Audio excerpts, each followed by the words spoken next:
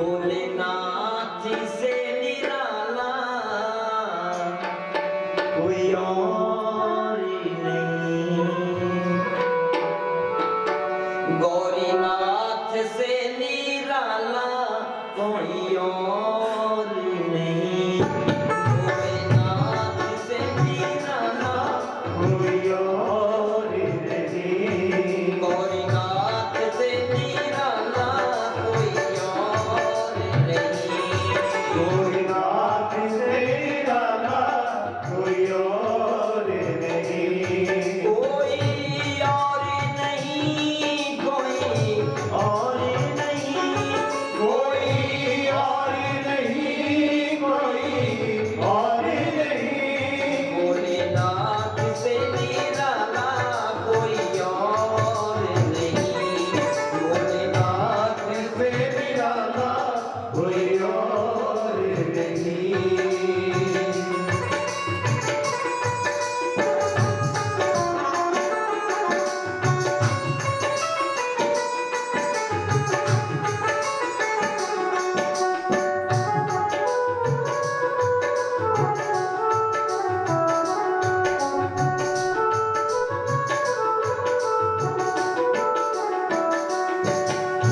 उसका डमरू डम डम बोले, अगम निगम के भेद खोले। अगम निगम के भेद खोले। अगम निगम के भेद खोले। उनका डमरू डम डम बोले, अगम निगम के भेद खोले। अगम निगम के भेद खोले। अगम निगम के भेद खोले। वो ऐसा डमरू बजाने वाला, डमरू बजाने वाला और नहीं। भोलेनाथ से निराला कोई और नहीं। भोलेनाथ से निराला कोई और नहीं। ओ शंभुनाथ से निराला कोई और नहीं। शंभुनाथ से निराला कोई और नहीं।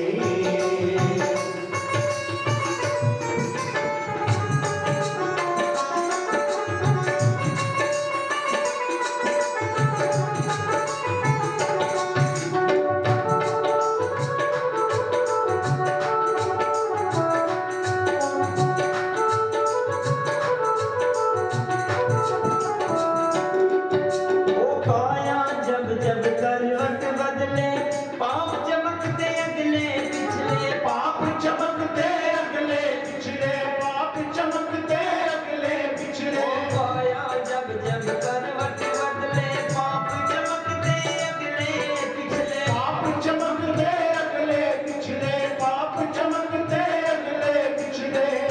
ओ ऐसा भक्तों का रखवाला, ऐसा भक्तों का रखवाला कोई और नहीं।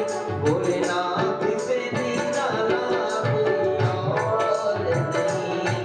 भोलेनाथ से निराला कोई और नहीं। ओ कोई और नहीं, कोई और नहीं। कोई और नहीं, कोई और नहीं। गौरीनाथ से निराला कोई और नहीं। गौरीनाथ से निराला कोई और नहीं।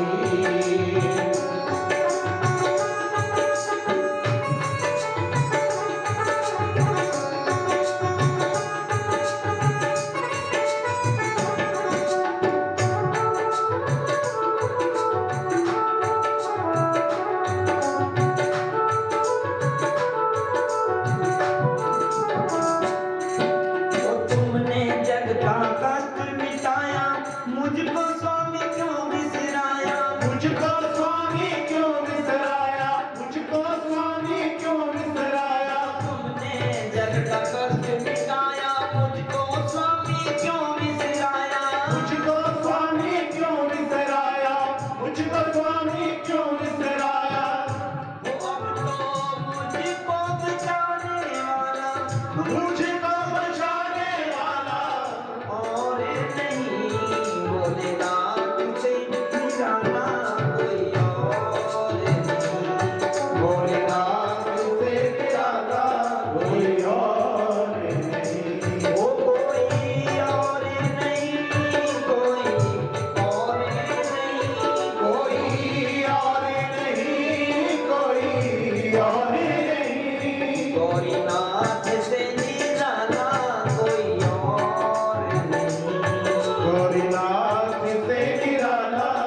कोई और नहीं। भोलेनाथ से निराला कोई और नहीं।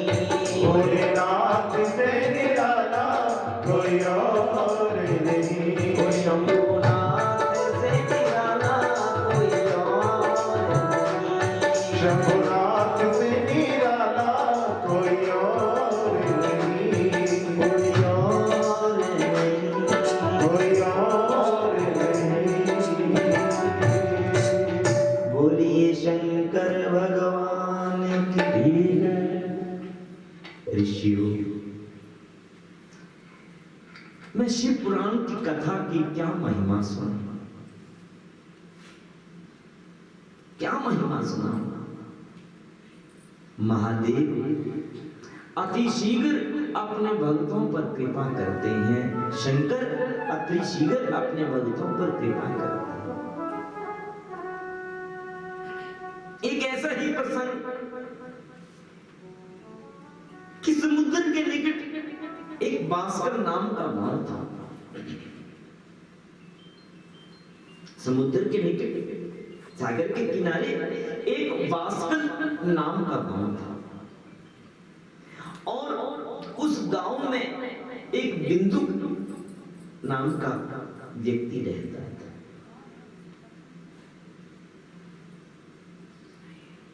इस बिंदु का जन्म भी ब्राह्मण परिवार में ही हुआ था।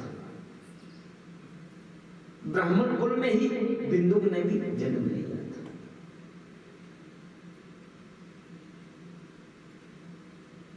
और ब्राह्मण कुल में जन्म लेकर के इसने भी ब्राह्मण धर्म को छोड़ दिया था, भूल गया था और पतित बन गया था। इसकी पत्नी, इसका नाम था चंचला।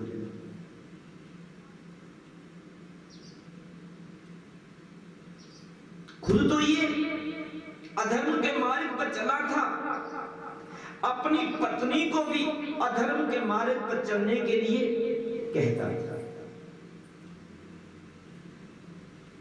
कि अधर्म के मार्ग पर चल करके तू भी धन प्राप्त कर, उस धन से मैं अपने जीवन को ऐश परस्ती के साथ जी सकता। अपनी पत्नी को भी अधर्म के मार्ग पर चलने के लिए कहता था, लेकिन पत्नी चंचला जो थी वो धर्म पर नहीं थी। यूं कहा जाए कि चंचला धर्म पत्नी थी। देखिए, दो शब्द है, पत्नी और धर्म पत्नी। पत्नी और धर्म पत्नी, क्या अंतर है? क्या अंतर है? पत्नी वो है जो पत्नी है, पत्नी वो है जो पत्नी है, और धर्म पत्नी वो है जो अपने पति को धर्म के मार्ग पर लेकर के चलती है, वो धर्म पत्नी।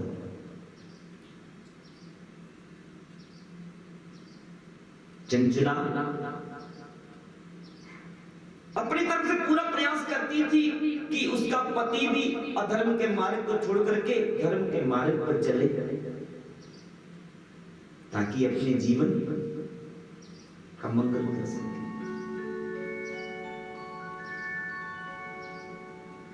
लेकिन वो अपनी पत्नी की एक बात नहीं मानता था, कोई बात नहीं सुनता था, उल्टा उसके ऊपर अत्याचार करता था। जब उसका कहा नहीं मानती थी चंचला, तो उसको प्रताड़ित करता था। अपने पति से अनेक दुखों को सहन करते हुए वो अपने धर्म का पालन कर रही थी।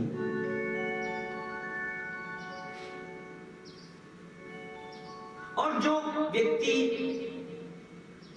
अपने धर्म का पालन नहीं करते, कुमार्ग पर चल पड़ते हैं, व्यभिचारी बन जाते हैं, पति हो जाते हैं, उनका जीवन लंबा नहीं होता, उनकी जिंदगी ज्यादा लंबी नहीं होती। तो इस बिंदु की भी जीवन थोड़ा ही, समझिए, छोटी ही उम्र में अल्प आयु में ही ये मृत्यु को प्राप्त हुआ। मृत्यु को प्राप्त हुआ। अब जीवन में बुरे कर्म किए थे तो पिशाच योनि में चला गया, पिशाच बन गया। जब पिशाच बन गया तो विंध्याचल पर्वत पर जाकर के ये रहने लगा, पिशाच बन गया। अब पत्नी ने, चंचुला ने अपने धर्म का पालन करते हुए जो कर्म था मृत्यु के उपरांत वो सब निभाया।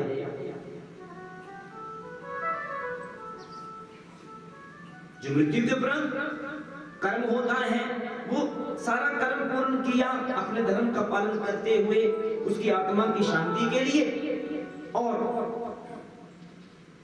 इस प्रकार से वो अपना वैधव्य जीवन जो थी वो जीने। एक दिन कुछ उसके आस पड़ोस वाले काशी यात्रा चले गए तो वो उसको मालूम चला तो वो भी उन लोगों के साथ काशी दर्शन करने के लिए, बाबा विश्वनाथ के दर्शन करने के लिए चल पड़े। जाकर के काशी में गंगा स्नान किया। गंगा स्नान करने के उपरांत बाबा विश्वनाथ का दर्शन किया। बाबा विश्वनाथ का दर्शन किया।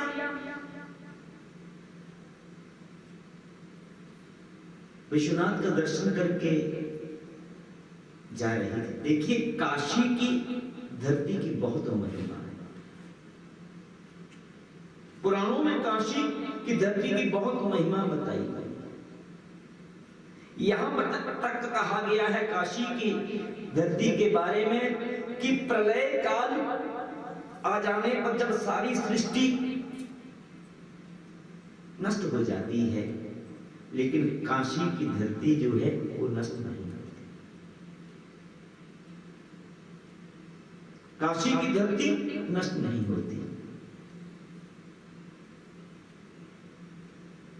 और काशी की धरती पर जिसकी मृत्यु हो जाती है सहज भाव से, जो मृत्यु को प्राप्त हो जाता है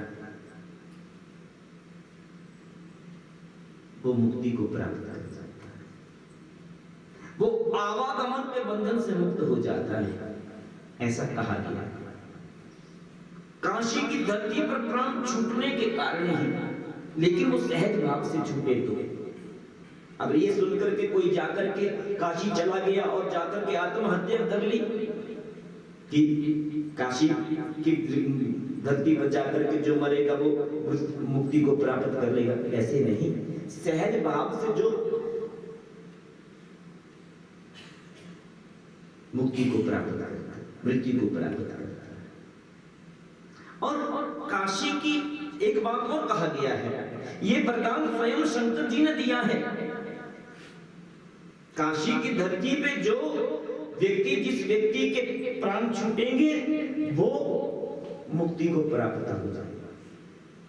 तो काशी की धरती जो है वो शिव पुराण में कहा है कि प्रलय काल आ जाने के ऊपर जब सारी सृष्टि जो है वो नष्ट हो जाती है तब भी काशी की धरती का प्रलय काल, प्रलय नहीं, नष्ट नहीं,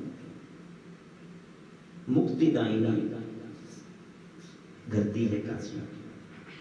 तो वो चंचला बाबा विश्वनाथ के दर्शन करने के उपरांत जब जा रही थी तो उसके कानों में शिव कथा की आवाज आई।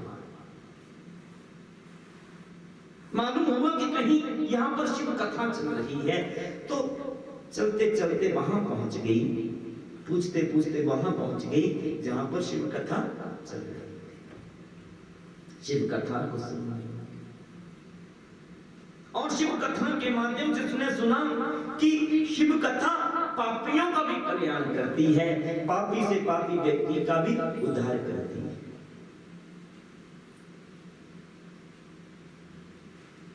तो श्रद्धा के साथ कि हम भी कलिकाल के जीव हैं और ना जाने हमसे भी क्या जाने अनजाने में अपराध हुए होंगे, तो कथा श्रवण से हम उन पापों से मुक्त हो सके, अपने जीवन का कल्याण कर सके।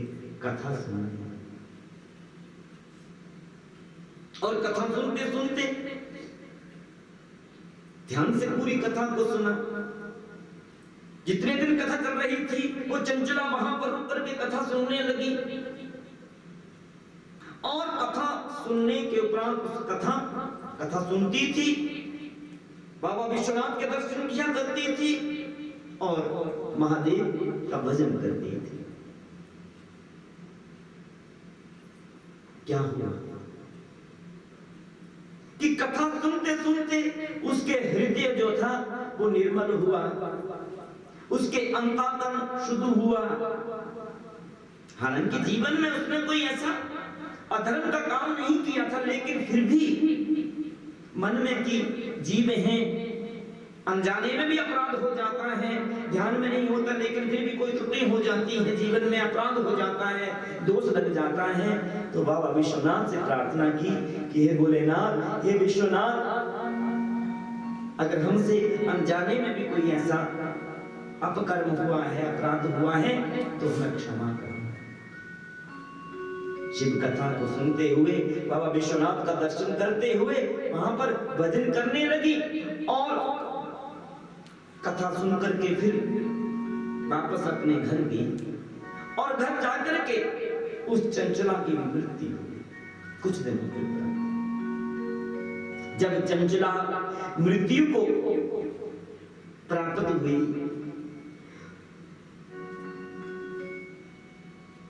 शिव लोक से शिवगण चंचला को ले जाने के लिए आए।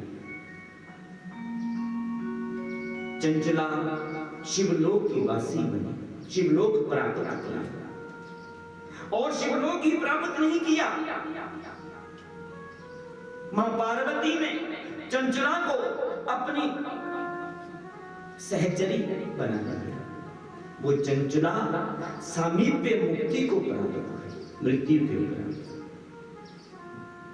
वो चंचला सामीप्य मुक्ति को प्राप्त हुई। मृत्यु मुक्ति के भी अलग अलग प्रकार है, मुक्ति सबको एक जैसी नहीं मिलती, मुक्ति के भी अलग अलग प्रकार हैं। शास्त्रों में मुक्ति जो है वो 5 प्रकार की बताई है। शिव पुराण में मुक्ति को 5 तरह बताया गया है। पहली सालोक्य मुक्ति, दूसरी सामीप्य मुक्ति, तीसरी सारूप्य मुक्ति, चौथी साष्टी मुक्ति और 5वीं सायुज्य मुक्ति। सालोक्य मुक्ति, सामीप्य मुक्ति, सारूप्य मुक्ति, साष्टी मुक्ति और सायुज्य मुक्ति, सभी को एक जैसी मुक्ति नहीं मिलती। मुक्ति भी जीव की पात्रता के ऊपर निर्भर करती है। सालोक्य मुक्ति क्या है? सालोक्य मुक्ति से कहा गया है कि मृत्यु के उपरांत अगर हम अपने इष्ट के लोक को प्राप्त कर ले, अपने आराध्य के लोक को प्राप्त कर ले, तो हमने सालोक्य मुक्ति को प्राप्त किया। जैसे हम चंचला ने शिवलोक को प्राप्त किया, चंचला ने शिवलोक को प्राप्त किया। क्यों? क्योंकि भगवान शंकर का भजन किया, भगवान शंकर की कथा को सुना, भगवान शंकर का दर्शन किया, बाबा विश्वनाथ का दर्शन किया और शिवलोक को प्राप्त हुई मृत्यु के उपरांत। लेकिन शिवलोक को तो प्राप्त किया, लेकिन मुक्ति उसे सालोक्य नहीं सामीप्य प्राप्त हुई। पार्वती जी ने उसे अपनी सहचरी के रूप में नियुक्त किया। सामीप्य मुक्ति वो कहलाती है कि मृत्यु के उपरांत हमें अपने इष्ट के, अपने आराध्य के आसपास रहने का सौभाग्य प्राप्त हो जाता है, सहचरी के रूप में, सेवक के रूप में, परिकर के रूप में। तो चंचला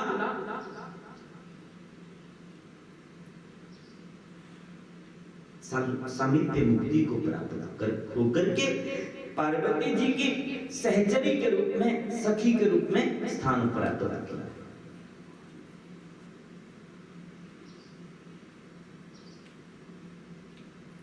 अब सहचरी के रूप में स्थान प्राप्त किया। पार्वती जी की सेवा करने लगी, लेकिन पार्वती जी ने क्या देखा कि चंचला बड़ी ही उदास रहने लगी। क्यों उदास रहने लगी?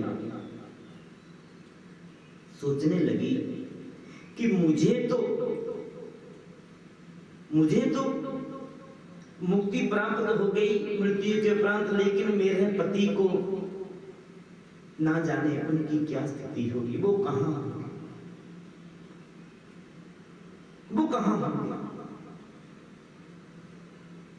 और एक दिन पार्वती जी ने चंचला से पूछा, चंचले क्या बात है, तू क्यों उदास रहती है, क्या कारण है?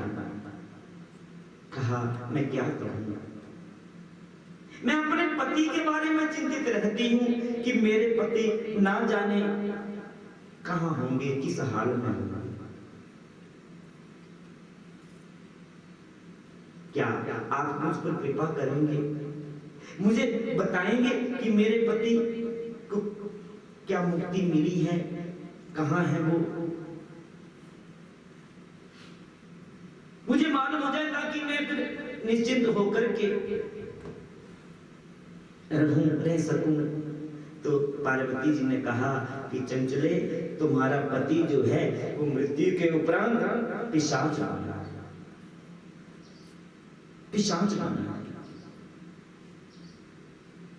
और विंध्याचल पर्वत पर वो रह रहा है पिशाच बनकर के। क्यों?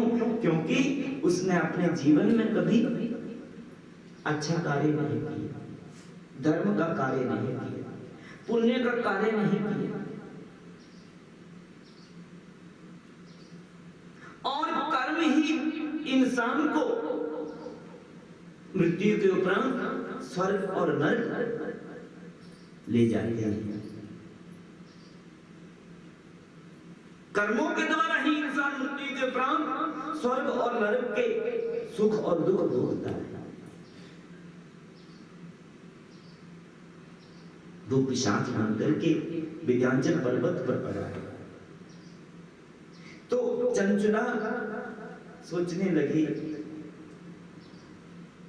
कि मैं क्या करूं ताकि अपने पति को भी मुक्ति प्राप्त करवा सकूं,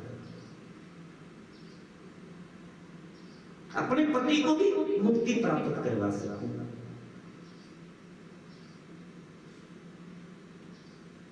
एक दिन पार्वती जी से निवेदन किया, पार्वती जी से निवेदन किया कि मुझ पर कृपा करें, मुझे बताएं मैं क्या करूं ताकि मेरा पति भी मुक्ति प्राप्त कर सके, उस पिशाच योनि से मुक्त हो सके।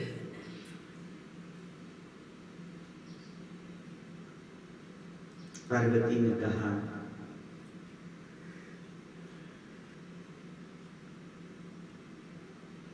कि इसके लिए, इसके बारे में तो आप नारद जी से, नारद जी तुम्हें मेरे गुरु, पार्वती जी के गुरु कौन है? पार्वती जी के गुरु कौन है? नारद जी, मेरे गुरुदेव ही बता सकते हैं। तो कहा नारद जी से कहां भेंट होगी? कहा वो जब भी यहां आए आप उनसे पूछना, इसके बारे में उनसे पूछना, नारद जी ही तुम्हें राह दिखा सकते हैं। एक दिन नारद जी का आगमन हुआ कैलाश में। तो पार्वती जी से निवेदन किया कि मुझे नारद जी से पता करवा दीजिए। कहा आप स्वयं पूछ लो। चंचला नारद जी से चरणों में प्रणाम करके कहने लगी, मुझे बताइए मेरे पति को कैसे मुक्ति प्राप्त होगी, मैं अपने पति को पिशाच योनि से कैसे मुक्त करवा सकता? तो नारद जी कहने लगे कि आप महादेव की कथा को, शिव कथा को सुनो, शिव पुराण की कथा का पारायण करें। शिव कथा के पारायण से ही वो बिंदु जो है वो पिशाच योनि से मुक्त हो सकता है।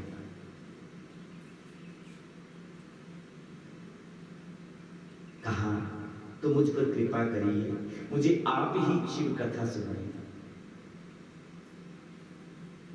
मैं अपने पति को उस पिशाच योनि से मुक्त करना चाहती हूँ, आप मुझ पर कृपा करें। नारद जी ने कहा, मेरे पास समय नहीं, मेरे पास समय नहीं है, और मैं तुम्हें शिव कथा सुना ही नहीं सकता, क्योंकि मैं ज्यादा कहीं पर ठहर ही नहीं पाता। क्यों? क्योंकि दक्ष जी ने शाप जो दिया है नारद जी, मैं कहीं ज्यादा ठहर नहीं पाता हूं, और तू मेरे पीछे पीछे कहां भागी फिरेगी कि तुम्हें मैं हर वक्त कथा सुनाता रहूं, तू मेरे पीछे पीछे कहां भागी फिरेगी। तुम ऐसा करो, मेरे मित्र हैं, मेरे मित्र हैं तुमरू का, आप उनके पास जाओ, वो आपको जरूर शिव कथा सुनाएंगे, शिव पुराण की कथा सुनाएंगे। तुम्हारे निवेदन को जरूर स्वीकार करेंगे, आप उनके पास जाओ।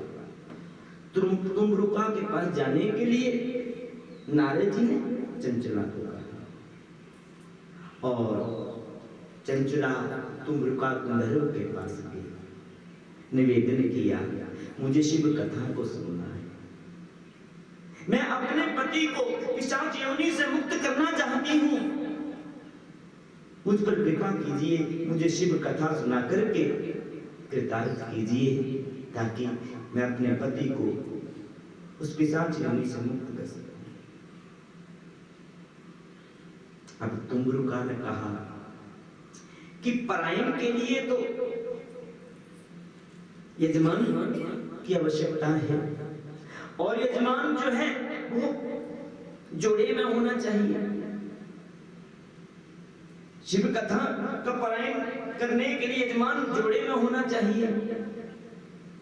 अब चंचला सुन तो सकती थी, लेकिन पारायण करने के लिए यजमान में भाग नहीं ले सकती थी, क्योंकि उसका पति नहीं है, वैधव्य है, वो विधवा है वो। तो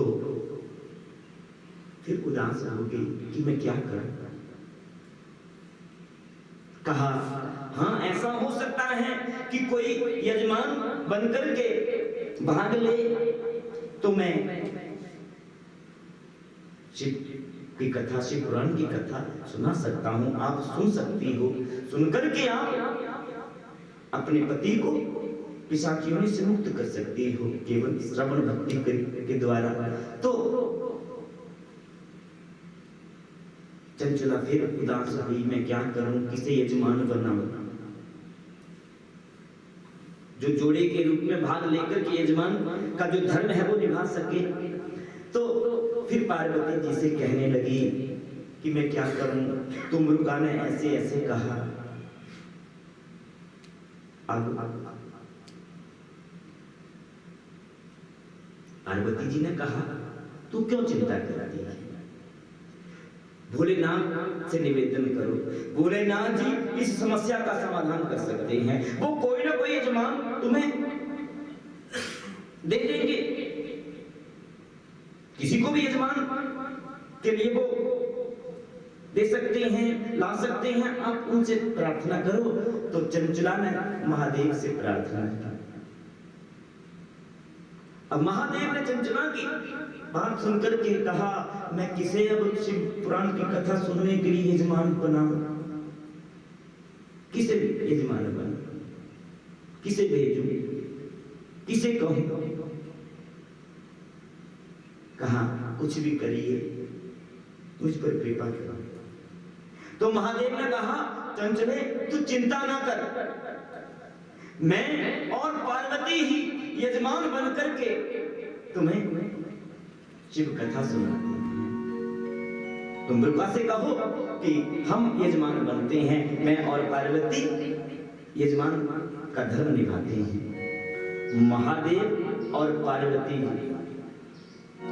स्वयं चंचला के उस शिव पारायण के कथा के यजमान बने, और तुंबरुका ने चंचला को शिव कथा सुनाई। चंचला को शिव कथा सुनाई, यजमान का धर्म जो है वो स्वयं महादेव और पार्वती जी निभाने वाले। पराइन में जैसे मुख्य यजमान का धर्म होता है, जो कर्तव्य होते हैं, उन धर्म का, उस कर्तव्य का पालन जो है वो महादेव और पार्वती जी निभाने लगे, पूर्ण करने लगे। और कुम्भरुका शिव पुराण की कथा चंचला को सुनाती है। और इस प्रकार शिव कथा को सुन करके चंचला ने बिंदु को पिशाच योनि से मुक्त किया। पिशाच योनि से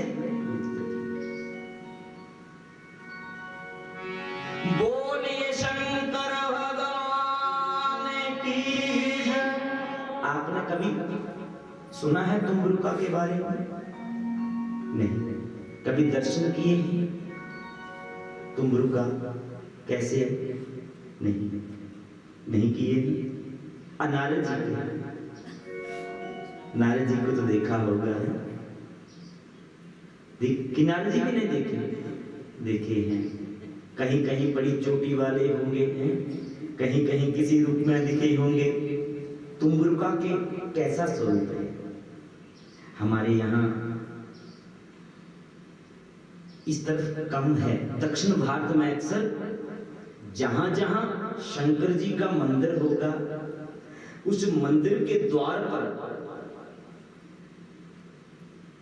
दो का दर्शन जरूर होगा, नारद जी का और कुम्भरुका का। जैसे नारद जी बीणा लिए रहते हैं ना, वैसे ही कुम्भरुका भी बीणा लिए रहते हैं। हर वक्त उनके पास बीणा रहती है। लेकिन नारद जी का मुख तो इंसान का दिखता है ना, लेकिन कुम्भरुका का मुख जो है, चेहरा जो है, वो घोड़े का, अश्व का स्वरूप। ये पहचान है कुम्भरुका की। बहुत बड़े भक्त हुए, शिव कथा के वक्ता हुए कुम्भरुका। दक्षिण के मंदिरों में आपको, दक्षिण भारत में आप जाएं कभी दर्शन करने के लिए, तो वहां पर कहा गया है कि जहां जहां शंकर जी का मंदिर होगा, उस मंदिर के बाहर द्वार पर दो का दर्शन जरूर होगा, नारद जी का और कुम्भरुका का। ऐसा बताया गया है।